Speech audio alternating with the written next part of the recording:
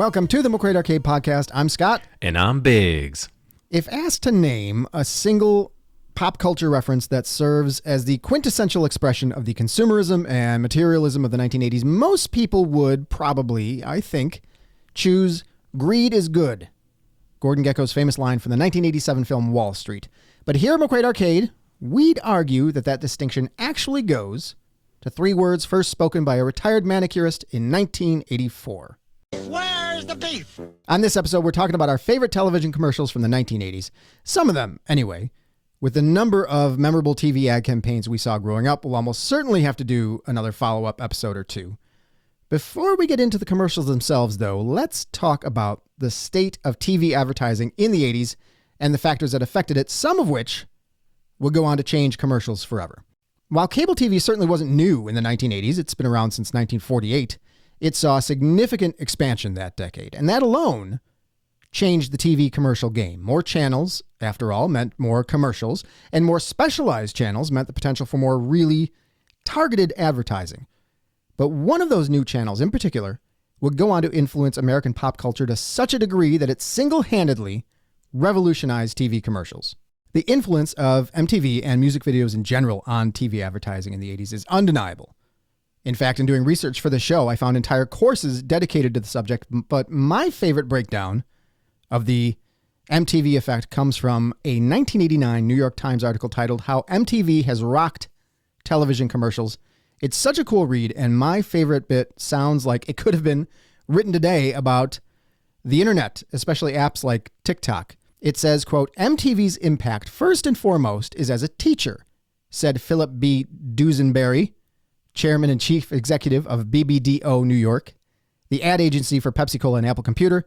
"It has educated people, particularly young people, to accept lots of information in a short period of time."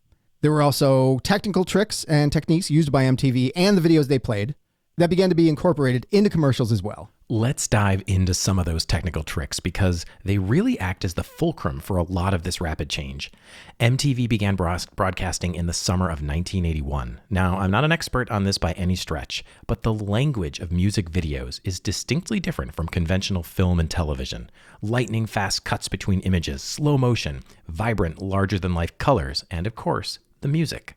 In thinking about this, one can see a very direct lineage to TikTok, Instagram Reels, and the like. But in that long lineage, we have an entire world of marketing that seized upon this new language and took that world to new heights. It's weird. I don't listen to a lot of music these days. I tend to have a podcast or an Audible book playing when I have a moment. But I realize the way I do get to listen to music is when it's paired with short videos on Instagram Reels. Atmospheric advertising. The idea of conveying a vibe without really selling anything directly, think beer commercials, seems to be part of this through line. And it was made technically feasible by the explosion of computers, leading to tremendous innovation with special effects, new cinematographic techniques, and better quality productions all around. CGI, or computer-generated imagery, started to become more accessible to everyone, including advertisers, enabling them to create immersive, visually captivating ads that were previously impossible.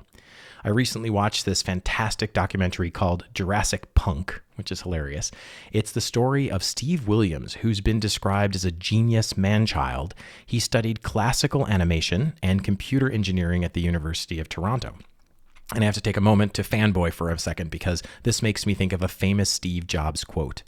Quote, "It's in Apple's DNA that technology alone is not enough.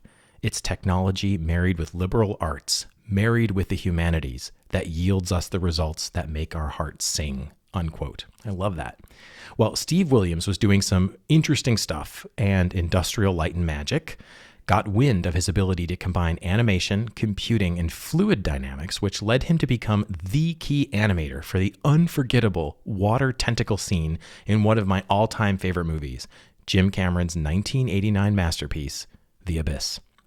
In the documentary, they really showcased just how wild and new all this was. They literally could not do the scene they wanted, and Steve Williams essentially created it from whole cloth. It's really an intense documentary. I highly recommend it. It's actually really depressing. He goes through a big bout of alcoholism, but it ends kind of on a positive note.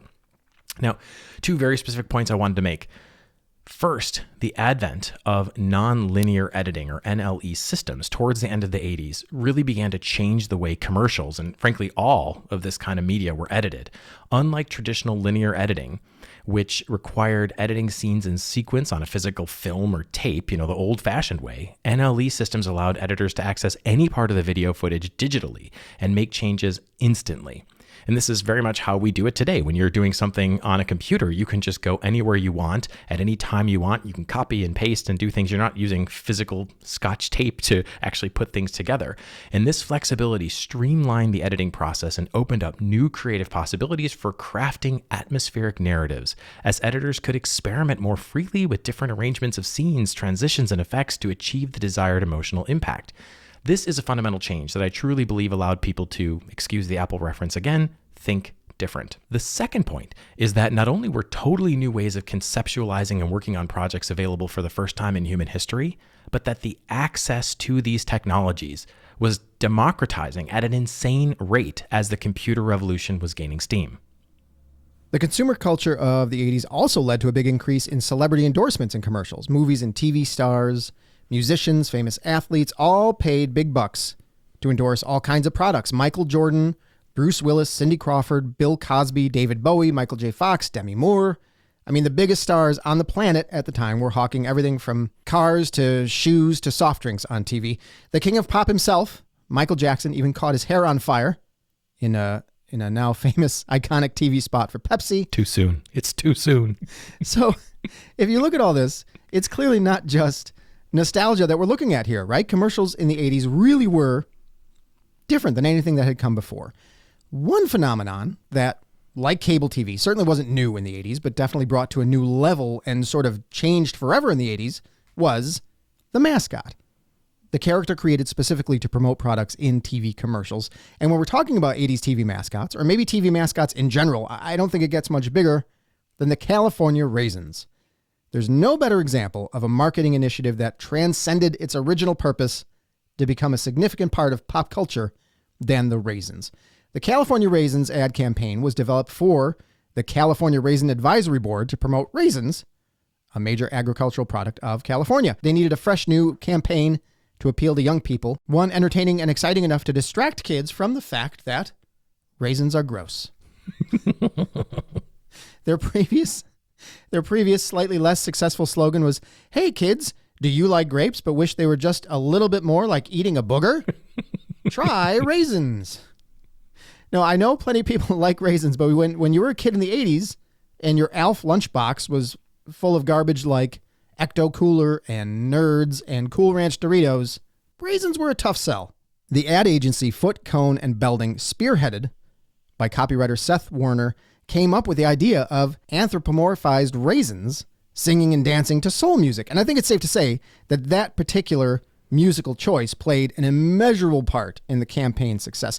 We've talked about the power of soundtracks before in the show many times, and just like the movie Predator, through its soundtrack, is responsible for our love of the song Long Tall Sally and the music of Little Richard in general, which we normally wouldn't have listened to as kids in the 80s, the Raisins turned us on to Motown. It really is remarkable. Commercials are supposed to, at best, speak to the culture. But here we are witnessing commercials shaping culture.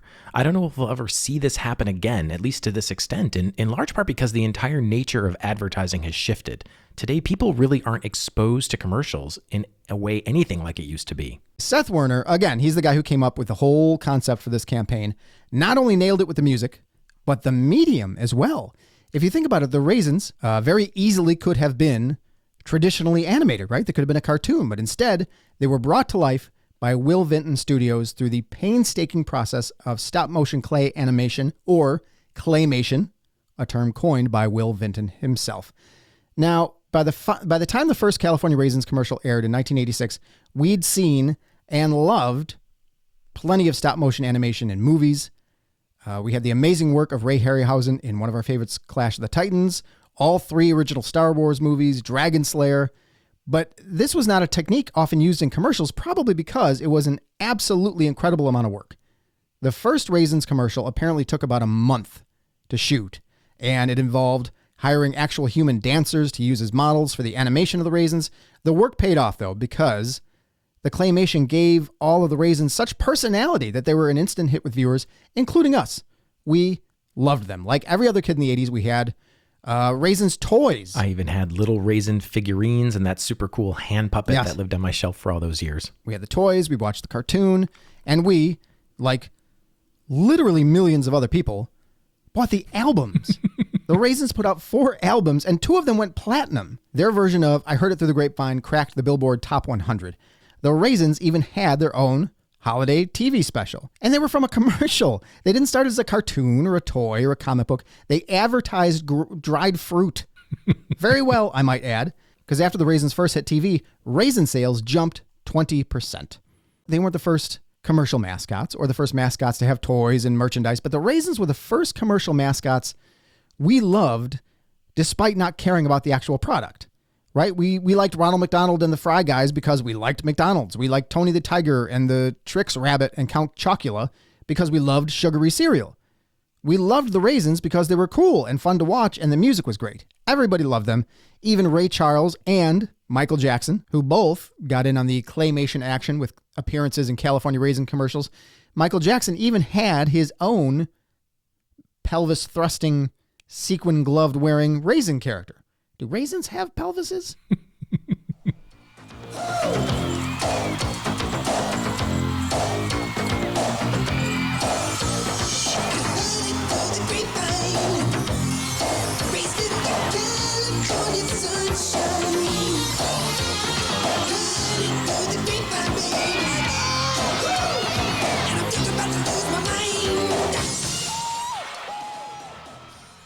The same year the Raisins commercial first aired, another ad campaign, one that was almost certainly inspired by their success, hit TV with its own Will Vinton animated claymation character. This is the Noid.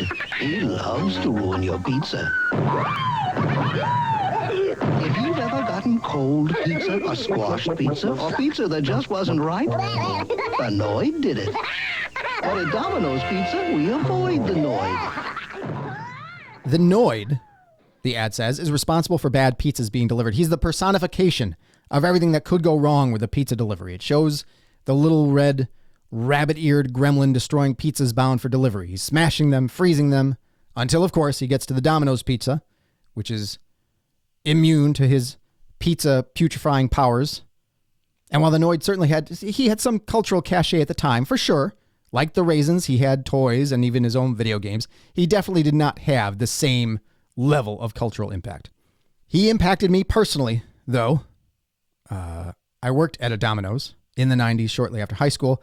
I was a Dominoid, as we called ourselves. That's the little nickname for Domino's employees, and that's where the name the Noid came from. They just shortened it to Noid from our cute little nickname, Dominoids. As the new guy, I was forced to do jobs that other employees didn't want to do, the worst and most traumatic of which was wearing the store's Noid costume out in front of the store and dancing around like a buffoon to entice passersby to come on in for a mediocre pizza. It was a big costume too. The size, it was like a sports team mascot suit. And it was hot. I wore that horrible costume for days out in the sweltering Chicago summer sun. Apparently the last employee doomed to be sealed up in it like I was, like the man in the iron mask, had passed out and thrown up in it. In which order, I'm not sure, but it definitely smelled like barf and fear inside that horrible suit. That's my favorite quote of all time. We might need a t-shirt that says, "It smelled like barf and fear." Hey, if you would like your very own barf and fear t-shirt, head on over to McQuaidArcade.com because by the time this show airs, our brand new merch store should be live on our website. No barf and fear t-shirt yet. Perhaps it's in the works. Stay tuned. But you can get, stay tuned. You can get your official McQuaid Arcade t-shirt and other fun stuff. Check it out, McQuaidArcade.com. While the Noid didn't take the world by storm the same way the Raisins did, it was definitely a very successful ad campaign and gave Domino's a leg up on their would-be pizza delivery rival, Pizza Hut. Now, Pizza Hut at the time was the largest pizza chain in the country, but their business model was based on dine-in restaurants. In 1986, they began to focus on delivery and faced a tough battle against Domino's, the largest deliverer of pies in the U.S., who spent a ton of money on campaigns like this one that had the public convinced that they were the ones to go to if you hoped to be handed a pizza unmolested by the Noid. But in 1989, the Noid would be the focal point of what a foodandwine.com article calls, quote, the worst mascot public relations disaster in history. From that article, it was a typical Monday lunch hour when 22-year-old Kenneth Lamar Noid walked into the Domino's Pizza in Chamblee, Georgia, clutching a .357 Magnum revolver. He took 2 employees hostage for more than 5 hours, who were able to escape. This is my favorite part. When Noid ordered and ate a pizza. Oh my goodness. Luckily, no one was hurt during the ordeal. According to police officers on the scene, Noid had become convinced that the pizza chain's marketing campaign had been aimed directly at him.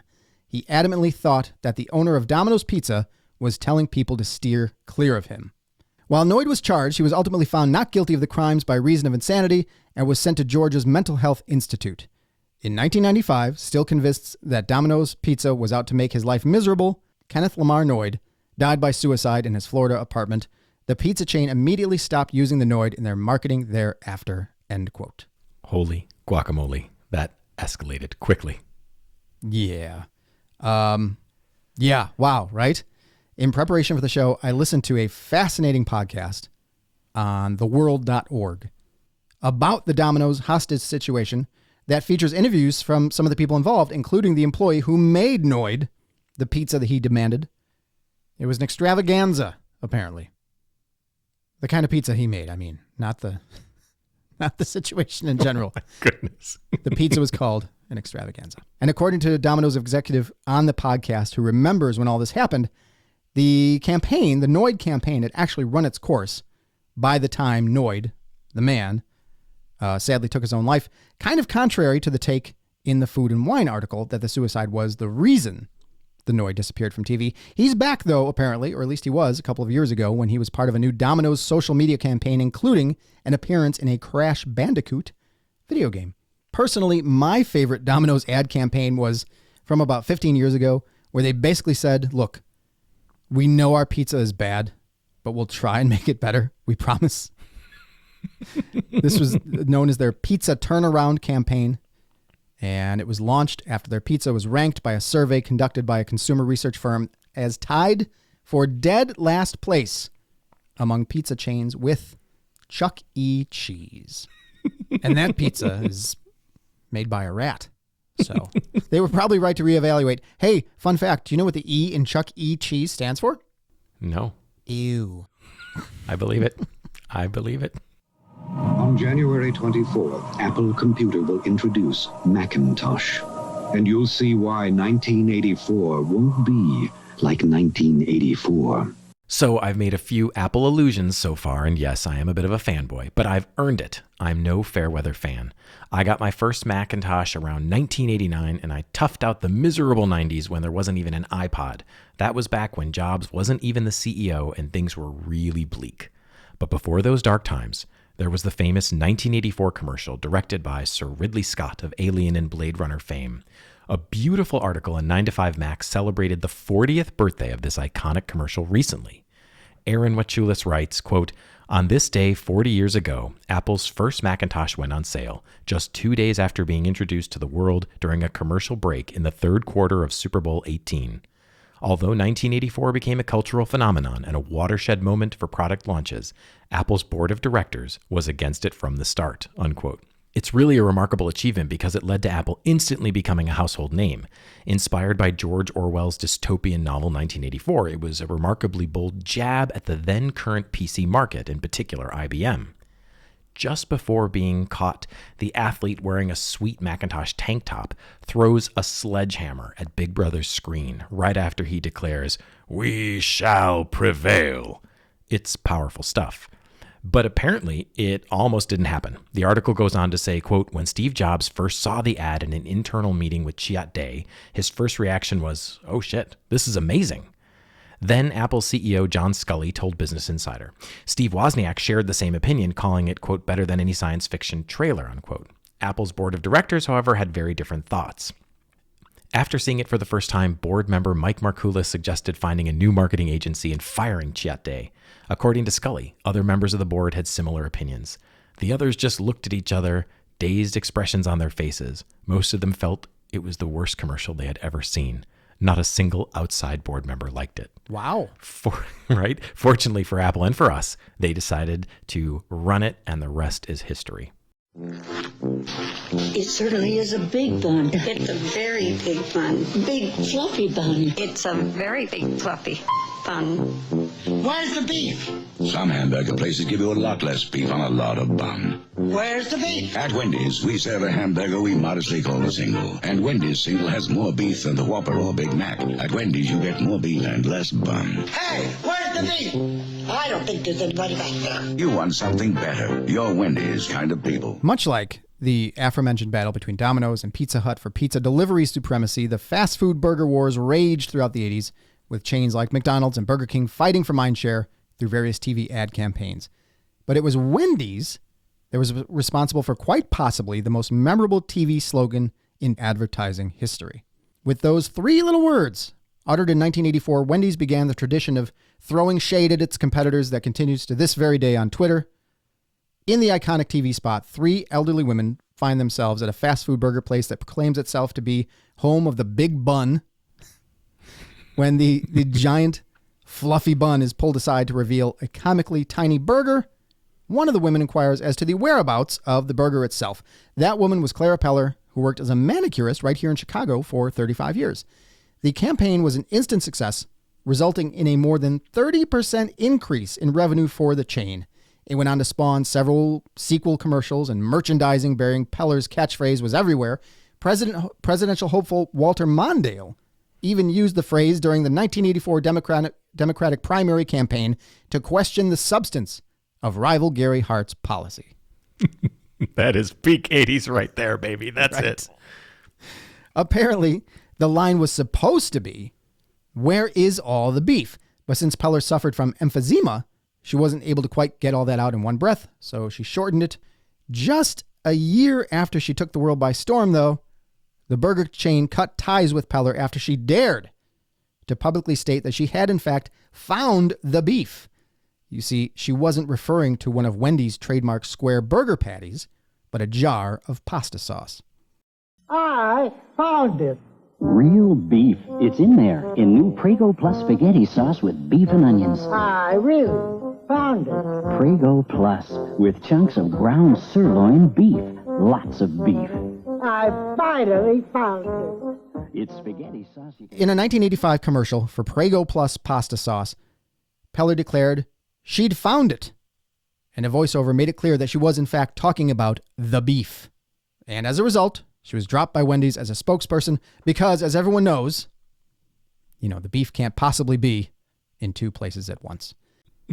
In 1987, Peller passed away at the age of 86, and her obituary in the August 12th edition of the Chicago Tribune notes that, quote, Mrs. Peller, a widow, lived alone for many years in furnished rooms at the Belmont Hotel and spent much of her time drinking coffee with friends at McDonald's. She showed them. There are two ways to shop for carpeting. You can get dressed and go out and brave the traffic or the yell of the bus and find a showroom and wait for a salesman and try to remember the size of your rooms and the exact colors you want to match and put in your order and fight your way back home and wait days or weeks or months for your carpet to be delivered and installed. Or you can just pick up the phone and call Empire. 588-2300-EMPIRE. So far, we've talked about commercials seen across the country, perhaps even the world. Another thing that set TV advertising in the 80s apart was the trend towards the globalization of advertising campaigns. Major brands began to create ads that could easily be adapted for different markets around the world. But another big part of our TV watching childhoods was the local TV commercial, and we had plenty of classics here in the greater Chicagoland area, like the one you just heard for Empire Carpet, now a national company known as Empire Today. And if you're familiar with Empire, but not from Chicago, the version of their famous phone number jingle we just played no doubt sounds a bit different than what you're used to. And that's because it's from back before they shoehorned in the toll-free 800 prefix into the jingle, which happened back in 1995. Growing up, the commercials featured the famous Empire Man as its spokesperson. The Empire Man was a gentleman named Elmer Lynn Holdren. In 1977, he created the concept of the Empire Man campaign for the company, but couldn't find the right actor for the job. Owen Seymour Cohen who founded Empire in 1959, asked Halldren to perform the role himself, and the rest is Chicago history. Halldren continued to voice the Empire Man character after the company transitioned to an animated version of the commercial. And he was a pretty fascinating guy, a real Renaissance man. He was a World War II hero, a copywriter who went on to start his own firm, and he sang in a barbershop quartet called